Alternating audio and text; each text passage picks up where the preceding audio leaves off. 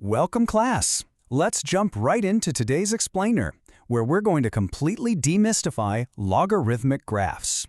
We're taking what usually feels like really abstract, messy math on paper, and we're turning it into clear, visual building blocks. I'm super excited you're here because by the end of this, these pictures are actually going to make a whole lot of sense. So, to set the stage, I want you to imagine a classic real-world problem.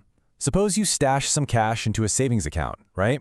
And you really want to know the exact year that your investment is going to hit a specific balance, like say doubling in value.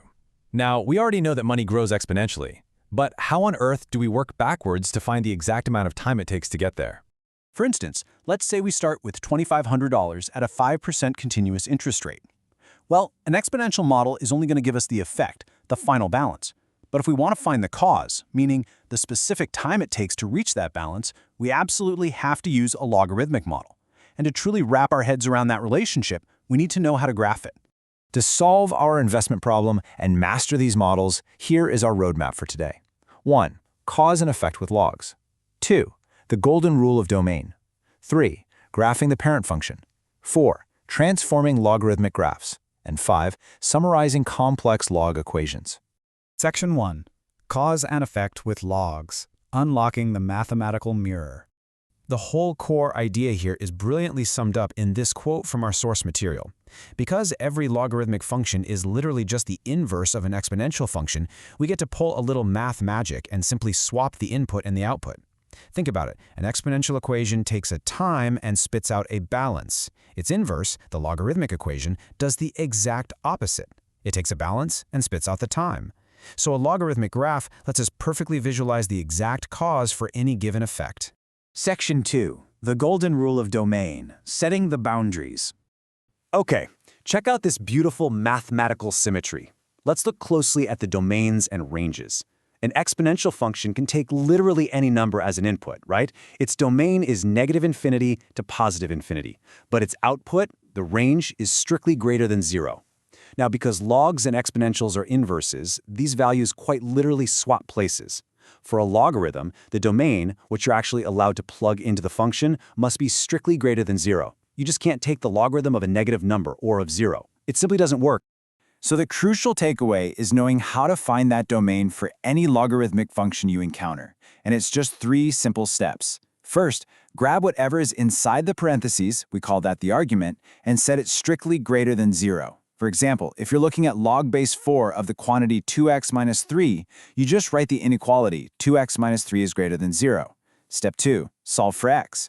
Add 3 to both sides, divide by 2, and boom, x is greater than 1.5.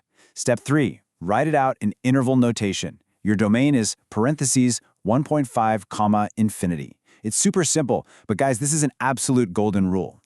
Section 3. Graphing the parent function through the looking glass. I want you to think of the logarithmic graph simply as the mirror reflection of an exponential graph. Imagine drawing a diagonal dashed line right through the origin of your graph paper, the line where y equals x.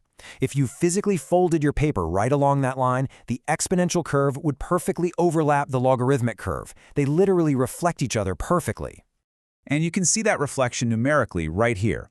On the left side, we have our inputs and outputs for 2 to the power of x. So when x is 3, y is 8.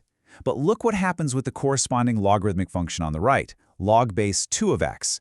The x and y coordinates literally just flip. When x is 8, y is 3.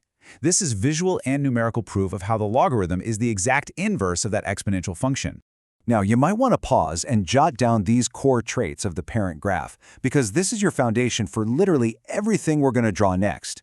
For a standard parent log graph, you'll always have a vertical asymptote at x equals 0, which is just the y-axis.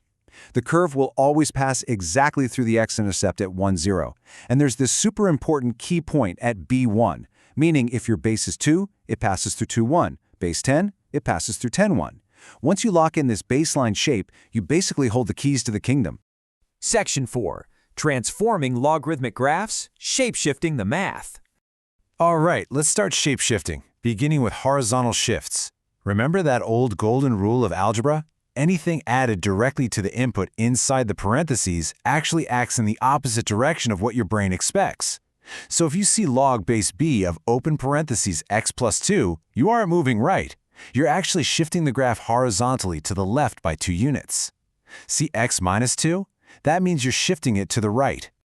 Pro tip here as a teacher, if you have a horizontal shift, the absolute best way to execute it flawlessly every single time is to move your vertical asymptote first. By default, remember, your asymptote is at x equals 0. If your formula tells you to shift left by 2, draw your new asymptote instantly as a dashed line at x equals -2.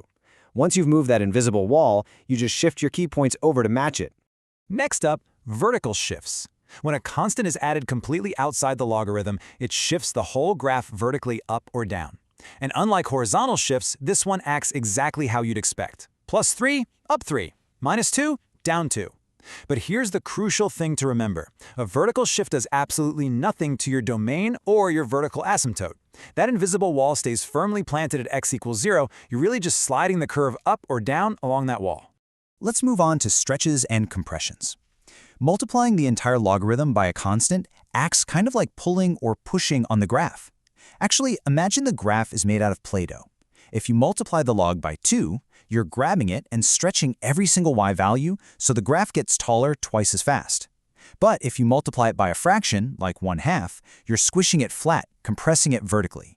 Finally, we have reflections, and these happen whenever we multiply by a -1. You've got to pay very, very close attention to exactly where that negative sits. If the negative is on the outside, like negative log of x, it flips the graph completely upside down across the horizontal x-axis. But if the negative is tucked inside the parentheses, log of -x, it flips the graph sideways, mirroring it across the vertical y-axis. And don't forget, if you flip it across the y-axis, your domain rule kicks in and your domain flips entirely to -infinity up to 0. Section 5. Summarizing complex log equations. Your ultimate cheat sheet. Okay, if you're taking notes, you're definitely going to want to screenshot this summary table.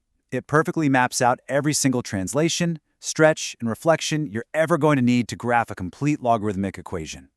Just break the equation down piece by piece. Find the horizontal shift inside the parentheses, identify any vertical stretch or flip on the outside, and then plot your vertical shift at the very end.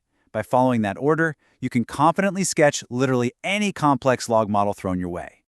So, mastering these visual building blocks actually gives you a bit of a math superpower. Think back to our starting question about that $2,500 investment.